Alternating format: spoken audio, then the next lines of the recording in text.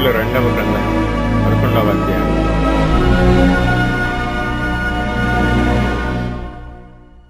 వసంతకాలమున రాజులు యుద్ధమునకు బయలుదేరు సమయమున దావీదు యోవాబును అతని వారిని ఇశ్రాయేలీయులందరినీ పంపగా వారు అమ్మోనీయులను సంహరించి రబ్బా పట్టణమును ముట్టడి వేసిరి.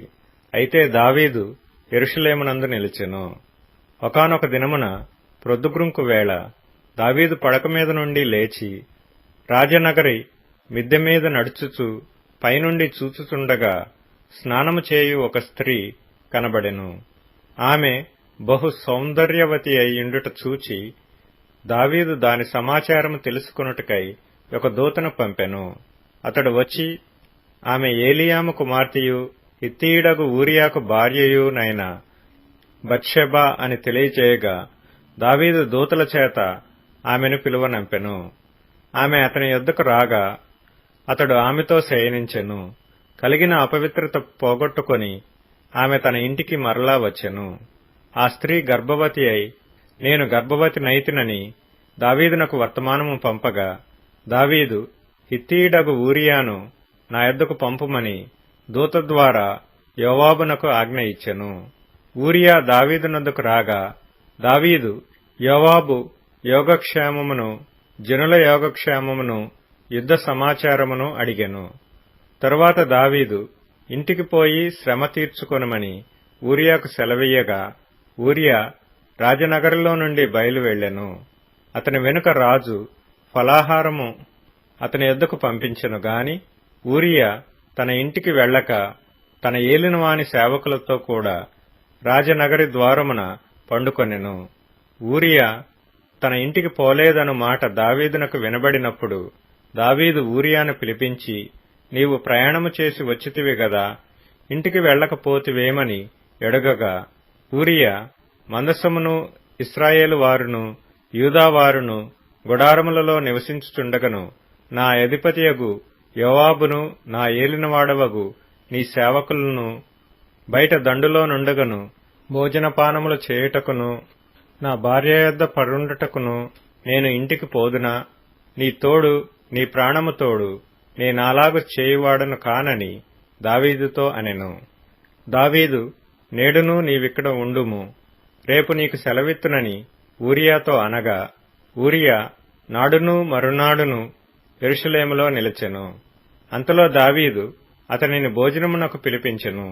అతడు బాగుగా తిని త్రాగిన తరువాత దావీదు అతని మత్తునిగా చేసెను. సాయంత్రమున అతడు బయలువెళ్లి తన ఇంటికి పోక తన ఏలినవాని సేవకుల మధ్య పడక మీద పండుకొనెను. ఉదయమున దావీదు యుద్ధము మోపుగా జరుగుచున్న చోట ఊరియాను ముందు పెట్టి అతడు కొట్టబడి హతమగునట్లు నీవు అతని యొద్ద నుండి వెళ్లిపొమ్మని యోవాబునకు ఉత్తరము వ్రాయించి ఊరియా చేత పంపించెను. యోవాబు పట్టణమును ముట్టడి వేయుచుండగా ధైర్యవంతులుండు స్థలమును గుర్తించి ఆ స్థలమునకు ఊరియాను పంపెను. ఆ పట్టణపు వారు బయలుదేరి యోవాబుతో యుద్ధమునకు రాగా దావీదు సేవకులలో కొందరు కూలిరి. హిత్తీయుడగు ఊరియాయును హతమాయెను. కాబట్టి యోవాబు యుద్ధ సమాచారమంతయు దావీదునొద్దకు పంపి దూతతో ఇట్లనెను, యుద్ధ సమాచారము నీవు రాజుతో చెప్పి చాలించిన తరువాత రాజు కోపము తెచ్చుకొని యుద్ధము చేయనప్పుడు మీరెందుకు పట్టణము దగ్గరకు పోతిరి? గోడమీద నుండి వారు అంబులు వేయుదురని మీకు తెలియకపోయినా యెరుబ్బెషెతు కుమారుడైన అబీమెలెకు ఏలాగు హతమాయెను? ఒక స్త్రీ తిరుగటి రాతి తునక ఎత్తి గోడమీద నుండి అతని మీద వేసినందున అతడు తేబేసు దగ్గర హతమాయెను గదా. ప్రాకారము దగ్గరకు మీరెందుకు పోతిరని నిన్నడిగిన ఎడల నీవు తమరి సేవకుడగు ఊరియాయు హతమాయెనని చెప్పుమని బోధించి దూతను పంపెను. దూత పోయి యోవాబు పంపిన వర్తమానమంతయు దావీదునకు తెలియజేసెను. ఎట్లనగా ఆ మనుష్యులు మమ్మను ఓడించుచు పొలములోనికి మాకెదురు రాగా మేము వారిని గుమ్మము వరకు వెంటాడి గెలిచితిమి. అప్పుడు ప్రాకారం మీద నుండి విలుకాండ్రు తమ సేవకుల మీద అంబులు వేయగా రాజు సేవకులలో కొందరు హతమైరి. తమరి సేవకుడైన హిత్తీయుడగు ఊరియా కూడా హతమాయెను. అందుకు దావీదు, నీవు యోవాబుతో ఈ మాట చెప్పుము, ఈ సంగతిని బట్టి నీవు చింతపడకుము. ఖడ్గము ఒకప్పుడు ఒకని మీదను ఒకప్పుడు మరియొకని మీదను పడుట కద్దు.